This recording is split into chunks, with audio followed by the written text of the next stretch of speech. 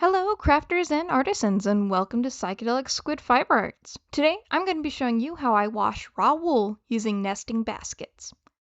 First thing you'll need is your wool.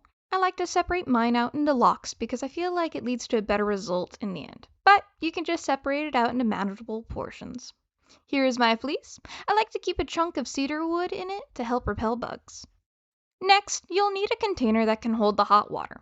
I like to use these 5-gallon tubs from Home Depot. And you'll need a mesh basket. I got these from Target. You'll want to drill out several drainage holes in the bottom of your baskets, as they're usually solid. The most important thing, though, is that your mesh baskets fit inside your larger container. I use Home Depot buckets to fill my containers with hot water. I like to use these nifty handles I got on Amazon to make carrying the bucket of water easier. They just snap onto the metal handle, and then they allow me to use my full hand to carry it so it doesn't cut into my hands. After washing my fleece in hot water, I like to let it drain and cool into a larger 27-gallon tote. I made a window screen with metal mesh so I could strain my wool. I also like to use it to rinse my fleece on one final time after washing it. Finally, I like to dry my wool using these wire shelves I got from Home Depot, set up on 2 sawhorses. This whole setup folds away against the wall in my garage so it doesn't take up much space.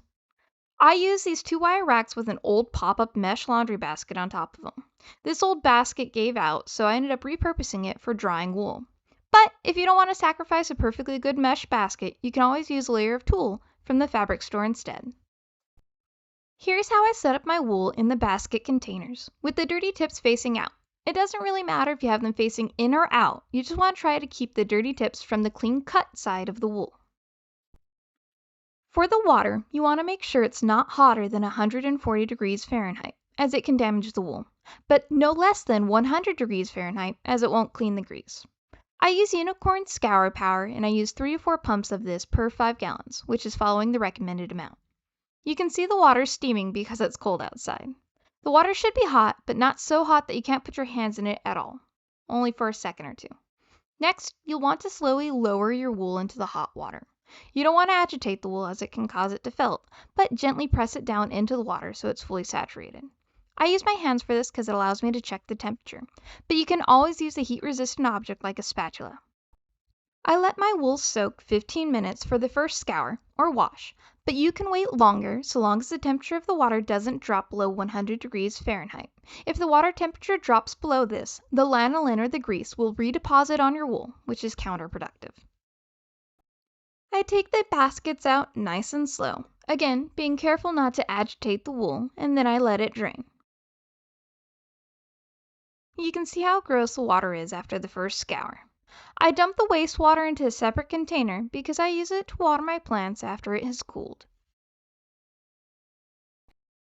For the second scour, the wool's already saturated, so you don't have to press it into the hot water. I did this because I felt like the top layer got a little cold. I waited 20 minutes for the second scour for this fleece, and ended up doing one more hot water rinse after the first 2 scours. Every fleece will be a little different depending on how clean or greasy it is. If it's greasy, you'll have to do more washes with soap, and if it's dirty, you'll have to do more rinses. After I let the wool drain for a little bit, I put it onto my window screen to drain some more, and to let it cool down.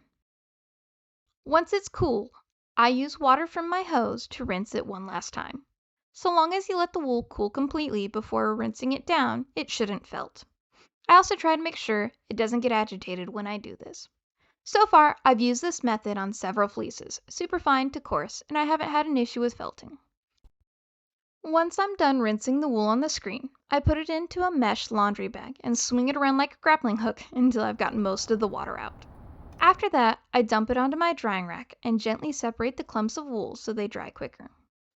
I'm drying my wool in my garage, but if you're doing it outside, I strongly recommend covering the wool with a layer of tulle or mesh to dry, otherwise the wind can carry it away or critters can get into it. And there you go, that's how I wash and dry my wool. Please leave any questions you have in the comments below. Thank you so much for exploring the depths of your creativity with me, and I'll see you next time.